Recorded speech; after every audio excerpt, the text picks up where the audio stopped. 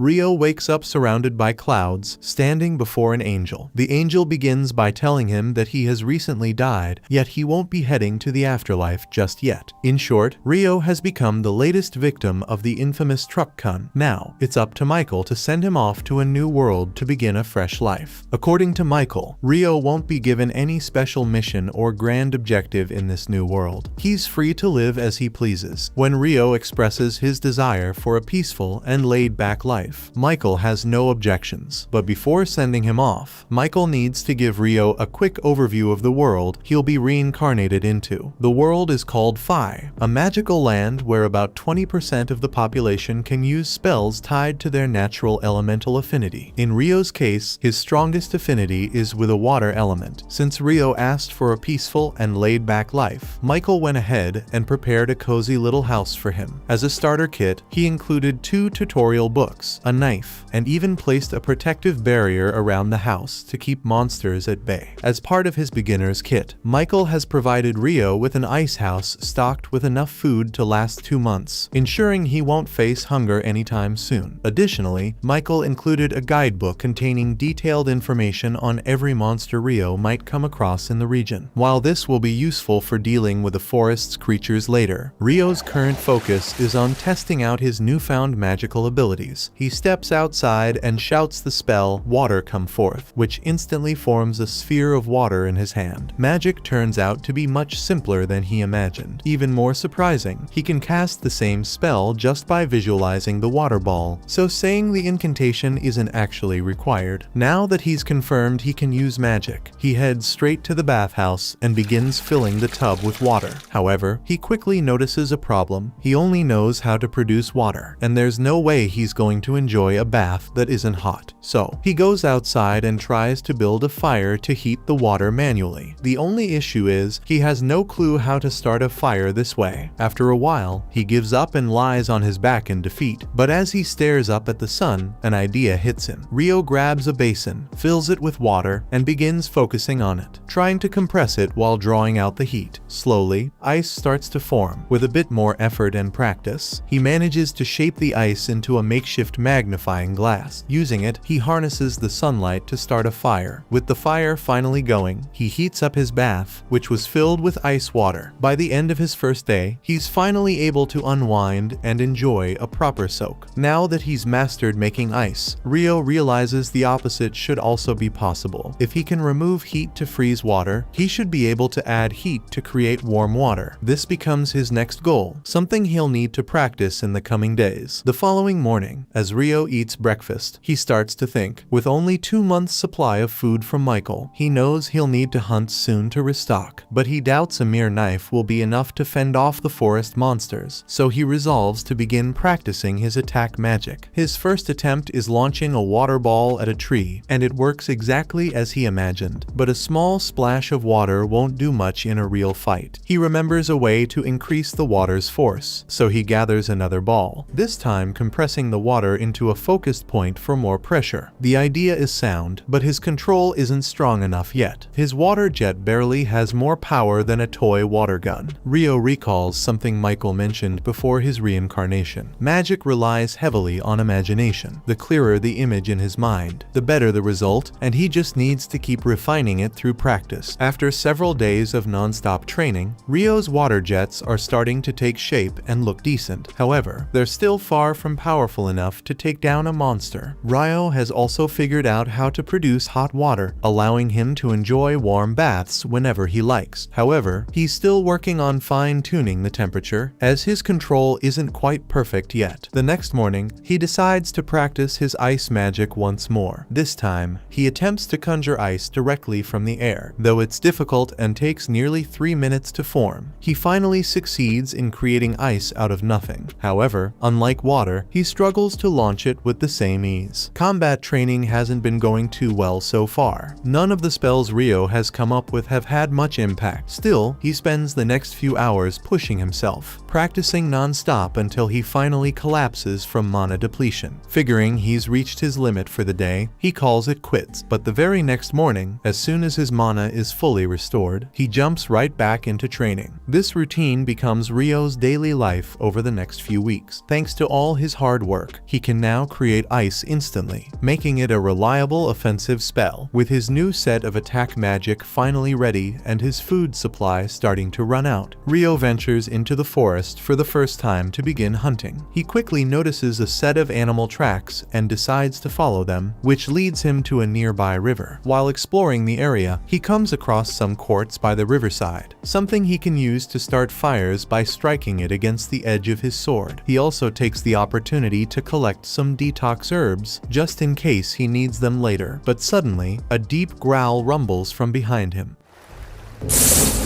When he turns around, he finds himself face to face with a lesser boar, and he freezes in place. The boar charges at Ryo, but this is his first life or death battle, so he panics. At the last possible second, he snaps to his senses and leaps sideways, barely dodging the beast's rush. However, the boar isn't finished. It turns, ready to attack again. Luckily, Ryo's mind clears just in time. As the boar charges toward him, he swiftly creates an icy path beneath its hooves, causing it to slip. Without wasting a moment, he summons several sharp ice spikes directly in the boar's path, stabbing it and killing it instantly. After butchering the boar, Ryo pulls out the monster guidebook to learn more about it. According to the book, the lesser boar is actually the weakest monster found in that forest. The guide itself is clearly intended for beginners, so most of the listed creatures are fairly simple. However, toward the end of the book, Ryo notices 2 additional pages that stand out. They look like they might contain something important. One of the pages describes dragons, immensely powerful creatures capable of wiping out entire cities by themselves. The guide strongly advises fleeing immediately if he ever comes across one, as fighting it would be hopeless. That said, outrunning a dragon isn't likely either, so running into one is game over. Another page mentions mysterious beings called Akuma, apparently a type of fallen angel. However, the book offers very little information about them. The book's only advice is simple: if you ever encounter one, you're as good as dead. The following day, Ryo heads out to hunt again. But while his guard is down, a giant assassin hawk swoops down from above and launches a surprise attack. The creature uses wind magic to slice through its prey with razor-sharp slashes. Ryo has no choice but to run, quickly summoning ice shields to block the incoming blades of wind. He knows hawks are extremely dangerous opponents and would rather avoid a fight, but escaping isn't an option. That means his only choice now is to stand his ground and fight back. He lifts his hand and launches a stream of water jets, but the hawk skillfully evades the attack and dives at him, using wind magic to strike. Ryo, however, reacts just in time, forming an ice shield that cuts the hawk across the eye and sends it crashing into the ground. Moments later, the hawk regains consciousness. Though it has permanently lost one eye, it takes to the skies to retreat, but before disappearing, it locks eyes with Ryo one last time, etching his face into memory, because now it's personal. Ryo lets out a sigh of relief, grateful to have made it out alive. Still, this is far from the peaceful life he had imagined for himself. During the chase with the hawk, he ran so deep into the forest that he ended up completely lost, wandering until well into the night. As he searches for a way back home, he unexpectedly stumbles upon a glowing lake. Right in the middle of it stands a Dullahan, and from the looks of it, the creature has already noticed him. Over time, Ryo hones his skills through relentless training, mastering the art of hunting and preserving food with little difficulty. His water magic has grown significantly more powerful. He can now conjure razor-sharp ice sheets and slam them down in an instant. Even his water jets have reached new heights, slicing effortlessly through solid stone. At this point, his combat prowess has become formidable. However, ice magic isn't the only thing Ryo has been practicing. Ever since his encounter with the Dullahan, he's ventured into the forest each night to battle it. Strangely, the monster guidebook never mentioned Dullahans. Either they aren't classified as monsters, or they're too advanced for a beginner's manual. Regardless, Ryo remains determined to face it. He rushes in with his ice staff and starts swinging, treating the encounter more like a training session than a real battle after all. The Dullahan completely outmatches him in both power and technique. Ryo does his best to defend himself, summoning ice shields to block the incoming blows, but despite his efforts, he's quickly overwhelmed and brought down within seconds. Though the Dullahan has never spoken a single word to him, Rio can't shake the feeling that it's taken on the role of a mentor, trying to mold him into something stronger. Suddenly, the Dullahan lifts its sword and channels water magic to lengthen the blade. Rio is taken aback to discover that it can use water magic too. After showing him how the technique works, the Dullahan hands the sword over to Rio and calmly steps out onto the lake. One day, while Rio is out hunting, he is ambushed by the same assassin hawk from their previous encounter. He doesn't remember it being black before. It must have evolved, pushing itself to grow stronger just for this moment of vengeance. The hawk swoops down at Rio, unleashing a barrage of wind slashes. In response, Rio quickly conjures 5 layers of ice walls for protection. But now that the hawk has evolved, its wind attacks are far more powerful, strong enough to shatter all of Rio's defenses in an instant. And now a wave of anxiety begins to creep over him. Rio sprints across the field, throwing up ice walls to shield himself from incoming strikes. When he spots an opening, he fires back with a volley of ice spikes, but the hawk easily evades them, surging forward with a sudden burst of speed, and that's not the only surprise it has in store. The hawk lets out a piercing screech at a frequency that disrupts Rio's magic, causing his ice shields to vanish and leaving him nearly unprotected. But the hawk isn't finished, yet it hovers menacingly in front of him, and Rio senses that a major attack is coming, though he can't predict when. Moments later, Rio can feel electricity in the air as a bolt of lightning is shot straight at him, and an attack like that would have been fatal. But luckily, he was able to use a stick as a lightning rod and jump away to save himself. As Rio struggles to shake off the lingering shock, the hawk swoops down, aiming to deliver a fatal strike with its sharp claws. At the last moment, Rio summons his ice blade and deflects the attack.